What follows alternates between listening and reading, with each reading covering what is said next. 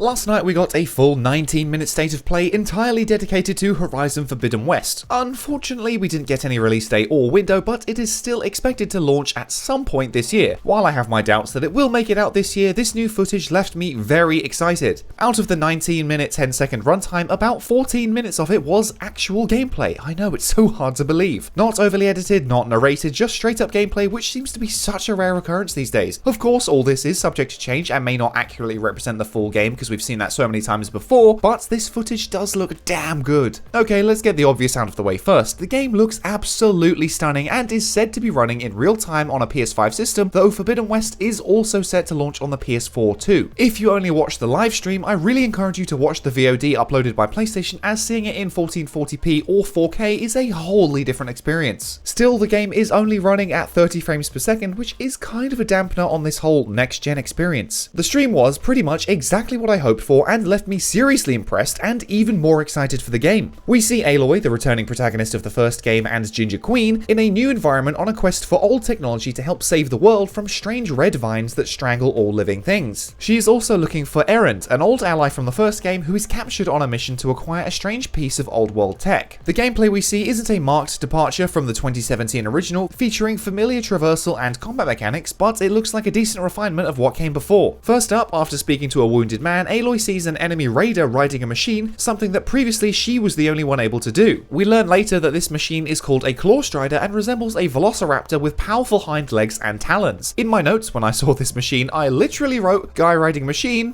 dope as f***."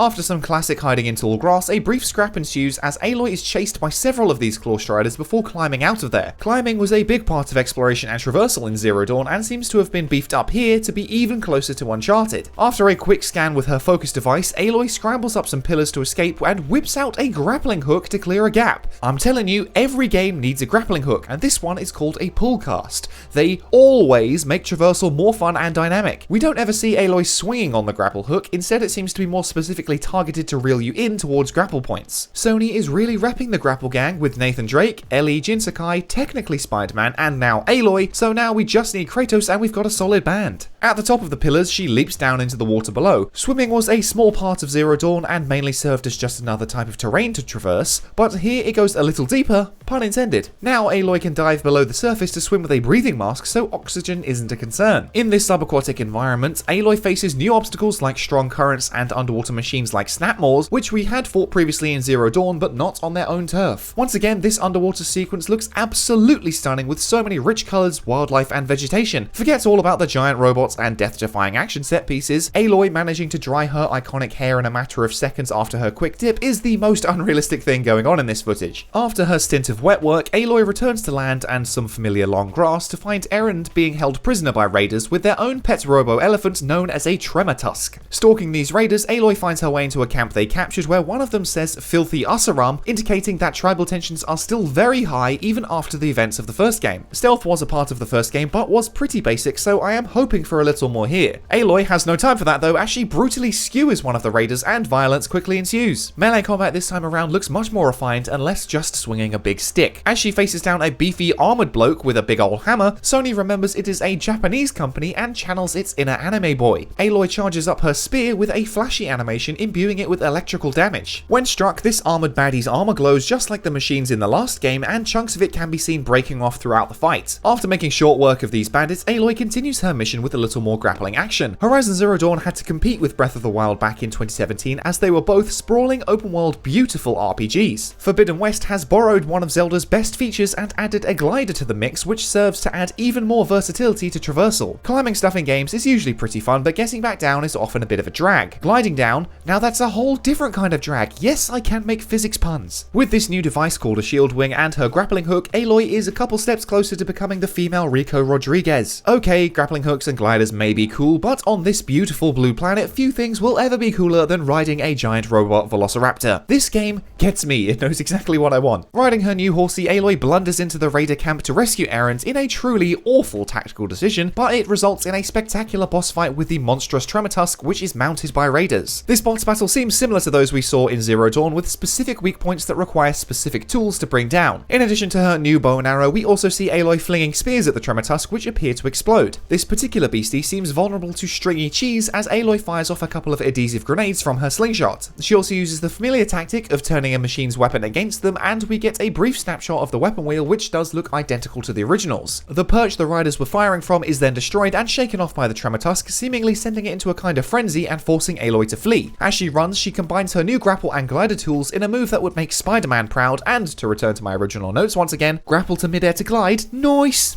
Nice. But old Dumbo couldn't take much more, and Aloy delivers the killing blow to its totally not obvious weak point, that bulbous glowing belly. It's not quite as bad as her surfing down its trunk like Legolas, but we can't all be elven princes. That still only counts as one. The gameplay sequence then closes out with a cinematic where Erend is reunited with Aloy and hands her a mysterious device that reveals a map with various markers across the world as an ominous storm approaches. Following that, game director Matthias de Jonge and narrative director Ben McCraw wrap up the show with a few final tidbits, such as the fact that the game takes place around what used to be San Francisco. They touch on the names of some of the new devices and machines, like the Claw Strider mount and the Shield Wing glider, as well as catching people up on the story of the new game. They also name drop the idea of a workbench where weapons can be upgraded, but we'll learn more about that at a later date. All through these final moments, I'm sure all of us were eagerly awaiting the release date, but alas, it remains a mystery. So far as we know, it is still launching this year, as we were told in the reveal trailer, though this one didn't explicitly mention 2021 aside from Sony small print. Maybe I'm too cynical, I just don't see this game coming out this year, but I hope I'm wrong because this looks awesome. On Twitter, Guerrilla Games said that they don't actually have a release date yet, but development is on track. And it should go without saying, but just to cover those of you who are idiots, it's better to wait and have the game be delayed than a total rushed mess. All in all, it's a very similar game to the first and doesn't look like a dramatic reinvention, rather it's more of a refinement and iteration of what already worked. Whenever this ends up coming out, it will likely be the first major PS5 title to show off the new system. Outside of the outstanding visuals, I'm not seeing anything that really shows off what the PS5 can do in terms of mechanics just yet. Nonetheless, this is literally the very first gameplay we've seen, so there is much more yet to be revealed, and I'm still very excited for this since I really liked the first one and this looks like exactly what I was after. I'm already seeing people throw around words like Game of the Year, and while I think that sort of talk is completely ridiculous, it certainly does look impressive. Though spending the past few months almost exclusively playing on PC, going back to 30 FPS is going to be rough on these tired eyes. Or I could just wait a year until it eventually comes to PC, but this does look so good, I think I'll be getting a PS5 as soon as Forbidden West gets a release date. Anyway, this was just a quick recap because I hate reaction videos but wanted to share my excitement. Like, subscribe, the bell, blah blah blah, support on Patreon if you fancy it at patreon.com/prettygoodgaming. I've been Henry Cooper, this is Pretty Good Gaming, bye for now.